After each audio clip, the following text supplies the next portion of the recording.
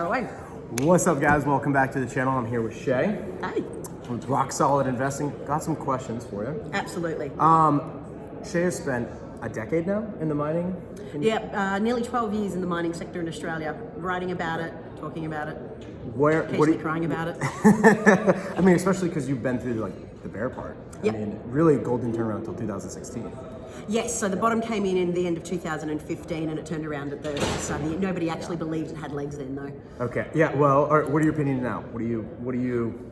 So I believe, look, gold's just under pressure from a really strong US dollar. At the end of the day, we've got this incredible interest rate yield differential between the US dollar, what's coming out of the Federal Reserve, what's coming out of another major currency from the ECB. When you've got super weak major global currencies, Japanese yen, the euro, the dollar's looking great right now. It's the only currency that is getting any traction, which is what's keeping gold quite low. Got it. So the dollar's going up. They did rise together, though. They can rise together. There's no while they have an inverse relationship, there are periods that they can rise together. What's keeping gold, giving gold that little bit of support, is actually this inflationary environment that we're in and geopolitical tensions. Okay. So it's under pressure, but I still think it's a great investment. All right. So my understanding as a newbie is that gold will move before silver does. Yes, gold is often a leading indicator for silver. So as a trade, I would want to be going into like gold equities or gold itself, and I would go gold and then move into silver. When would that capitulation, when would I know, what would start to occur when that happens? So silver does nothing for a very long time, and it does a whole lot much out of nowhere. That's where we're at right now. Yeah, so that's basically, look, there's a couple of ways of doing it. You can look at the gold to silver ratio. It's a bit of a blunt instrument that as you see how many ounces of silver it takes to buy 1 ounce of gold. When you see it really high, it means silver's very cheap in comparison to gold. When you see it really low, it means silver's expensive relative to gold. So if you see the ratio starting to fall from say 90 to 85 to 80, if that's happening over a period of time, that could mean it's silver setting up. Okay. Now that's only going to happen though. Silver tracks copper most of the time. Wow. So this is because it's an industrious metal. 55% of all silver is consumed for industrial purposes, which is why it lags gold so often. Gold is a precious metal. Silver flips-flops between the two. So you could jump into gold right now, but if you've got copper falling because copper is performing relative to economic slowdowns in China and the US, silver is going to track down with copper as well. Got it. When you see copper start to turn up, and if you've got gold going on a little bit of a tear as well, that's when silver's going to start to pop. That's when you move into silver because the pop's coming. I like that. Okay, so the trade would be gold, watch copper, and then would you roll out of gold, or would you just let it hold and just try to add with additional? It depends. If you're holding physical silver, it's actually really hard to catch the way up. So what you've so a lot of us, I'm a physical silver buyer too, just for full clarity. Same here. All right, so let's go into the stacker bros. Yeah. Oh, perfect. Stacker bros. So the downside to holding physical silver is if the price is going to pop, it's really popping for a day or two. Now, if you've got physical silver, you've got to take it out of wherever your secret storage place is. You've got to run into your little bullion dealer and cash it in. That's really hard to maximize that pop. If you are purely out to trade it, you want to look at ETFs, or you want to look at unallocated or allocated accounts where it's all electronic and you can deal with a broker, and then that way you cash it on the pop. And as a metals broker, you can do self-store, or you can do custody. So you can put it on with Brinks.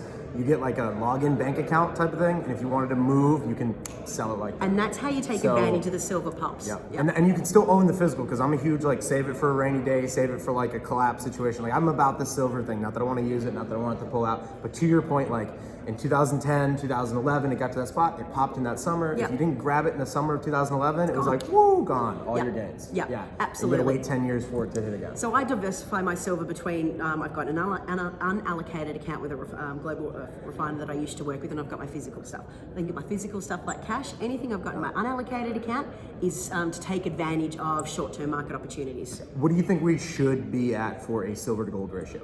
Right now? Yeah. I actually think it's exactly where it needs to be. So I know people love to talk about market manipulation. I'm a little over this conversation. I've been having it for 20 fucking years. I don't believe on this. Yeah, we can do it. I'm Australian.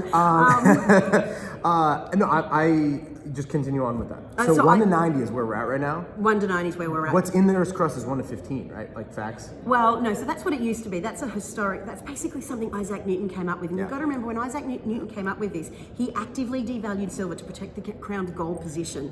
It had nothing to do with the natural level. We need to move on from this natural level. What is the natural level? Well, the natural level could be the geological level, which is like 8 to 1, and then there's the mining ratio of silver to gold, which is like 8 or 9 to 1 as well.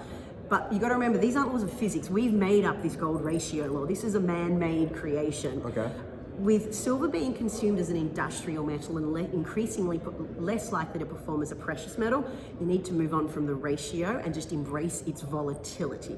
Okay. Rather than thinking the price should be here. Just because you think the price should be there, the rest of the market doesn't. Okay. All right. Now, people don't like it when I give that answer. No, I mean it's a very raw answer.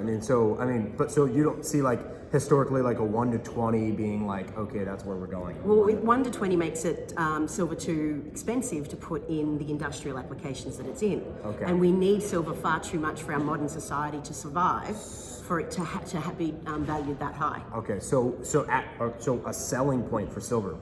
Would you use the ratio at all to gauge like, hey, we're getting kind of time to sell? Look, I actually do. If I'm looking to be opportunistic, yes, I do look at the ratio, but then I'm looking at it as a trading mechanism. I'm not looking at it as a store of wealth. So I sort of apply two different lenses on it. Gold is your store of wealth. Gold is my store of wealth, and I have Silver's your silver. trade. Look, I have physical silver now. I think it's more. I've just got so much of it. I've got quite heavy silver. I haven't gotten rid of. I've just kept all the big kilo bars these days. But yeah, I apply two different ways of looking at the market. There's my store of wealth and my gold and silver. But then there is my electronic accounts, which I purely look at as a trading mechanism. Okay, that's cool. Because my play is kind of like go to the silver into gold. I'm using it as like an entry into gold. Yep. Like so, it's like I'm stacking that. It's easy to do. My plan is to exchange it for gold, and then my long-term trade is to exchange it for the Dow when the trouble has passed. Look, I actually really like the gold to Dow ratio as well. Yeah. I think that's great. I also think there's nothing wrong with using the gold to silver ratio to get started and get familiar. Like as a new investor, it's a great entry point. Think of it as a gateway drug to precious metals, but also understanding how the market moves. Okay, so to wrap, because I've got to ask you, platinum. I don't know anything about it. I hear it's unbelievably cheap right now. Dirt cheap. Okay, absolutely dirt cheap. So I can't spell platinum. So where do we go from there? Look, I think platinum is being really kicked down. So at the moment, look, while platinum is a store of wealth, it is 90% of it is considered an industrial commodity. Okay. You look at precious metal analysts in the insto side of it, they don't see it as a store of wealth. They think it's absurd that we're calling it a precious metal. I think there's great opportunities in platinum when we start, when we get out of this economic slump that we're in. In the physical, like that's how you would play it? Look, it depends what jurisdiction you're in. It depends. Certain countries have different taxes on it, so it makes it really hard in countries like Australia. You've got to pay GST. I don't know what it's like in America. Or I understand we have a U.S. minted coin. Like the U.S. Mint has a platinum coin. That might be a good way to go because it's got that currency aspect to it. My problem with physical platinum is the premiums on it are very high versus the actual metal you're getting. Like it's trading at under $900 US an ounce. The premium to buy a physical one's going to be 20%, 30% on top of it. It's just huge. Okay, so it takes a long time to recoup your costs. Is it true that that normally it sells much higher than gold, platinum? It's like gold and then platinum? It does now. It never used to. It's one of those metals that in the past 10 years it has been higher than gold. So but this was because we discovered its industrial purposes and it became quite important to the catalytic converters on cars. But again, if you go back to 1995 to 2005, it traded under gold. Okay. So it's just, and this is what I mean by it's an industrial metal. And we, again, it's not laws of physics. We've applied this, it's a precious metal and a long-term store of wealth. No, the actual experts in the industry consider it an industrial metal. But that is information you can use to your advantage. Don't treat it like a precious metal. Treat it with its links to the economy and economic growth, and that is where you'll benefit. Dude, that's rock solid. That's rock solid advice. Rock solid investing. This is Shae. Put your comments below. Let me know what you want to ask her, and we will have her back on at some point in time. Thanks Absolutely. See you guys. See you guys.